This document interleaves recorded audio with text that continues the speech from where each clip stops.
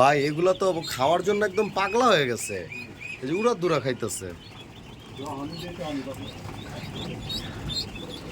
ইনশাল্লাহ ব্রুডিং চলতেছে আমাদের।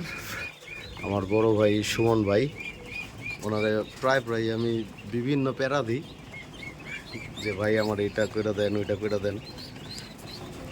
ভাই রাগ করে কিন্তু আমার বুঝতে দেয় না, তারপরও করে দেয়, আসলে আদর করে তো এর জন্য।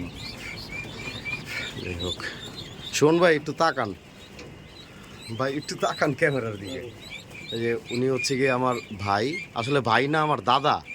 হ্যাঁ, তো দাদা মানে তো বয়স অনেক বেশি হইতে হবে, তো সুমন ভাই তো ইয়াং, এর জন্য দাদা না বলে ভাই বলি। আর এটা হচ্ছে গিয়ে আমি সুমন ভাইয়ের নাতি। এটা হচ্ছে গিয়ে আমাদের সদ্য আনা সরকারি হাঁসের খামার থেকে সংগ্রহ করা ব্রুডিংকৃত বাচ্চা, খাকি ক্যাম্বেল এবং জিন্ডিং জাতের বাচ্চা। এখনও ব্রুডিং চলতেছে, আজকে মোটামুটি 11-12 দিন প্লাস বয়স। ইনশাল্লাহ এটাকে আমরা 22 দিন একটানা ব্রুডিং করব, প্রথম ডোজ ভ্যাকসিন দেওয়ার আগ পর্যন্ত। প্রথম ডোজ দেওয়ার পরে ইনশাল্লাহ এগুলোকে আমরা আমাদের খামারে উন্মুক্ত করে দিব। আর এটা হচ্ছে সুমন ভাইয়ের ছাদের উপরে ওনার অনেক পুরানো একটা সেট আপ কবুতরের। এই যে পুরো ছাদের চারপাশে হচ্ছে যে কবুতরের ঘর, বিভিন্ন ধরনের পশু পাখি আছে। গত শীতের মধ্যে এই ছাদের পুরো ছাদটা ভরা মুরগি, হাঁস, বিভিন্ন জাতের পশু পাখি ছিল। এখন ভাই ব্যস্ততার কারণে কমায় দিছে।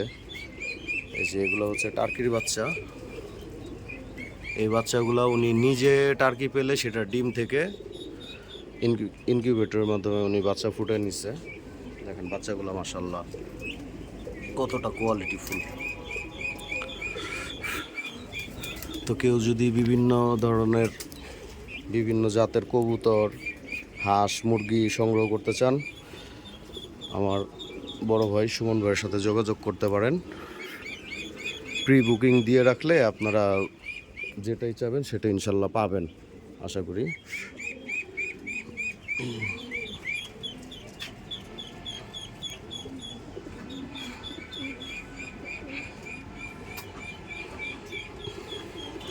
ঢাকা শহরের ভিতরে হাঁস পালার জায়গা নাই, কিন্তু চেষ্টা করলে সবই করা যায়। ছাদের উপরে দেখেন, ছাদের উপরে যে রাত্রেবেলা হাঁস হাঁটতেছে, কোনো পানি লাগে না, শুধু খাওয়ার জন্য একটু পানি দেয়। এই হাঁসগুলা মোটামুটি প্রায় টানা 6 মাসের উপরে হবে, ডিম দিতেছে, এখনো থামে নাই।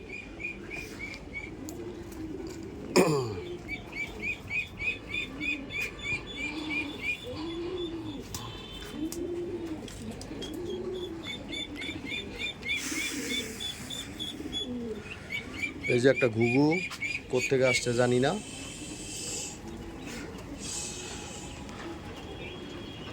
ইনশাল্লাহ সবাই দোয়া করবেন, আমাদের জন্য সবাই দোয়া রাখবেন। আমি তো ধরা খাইতে খাইতে এখন পর্যন্ত ধরাই খাইয়া যেতেছি। আল্লাহ যেন একটু তাকায়, দোয়া রাখবেন ইনশাল্লাহ। আসসালামু আলাইকুম।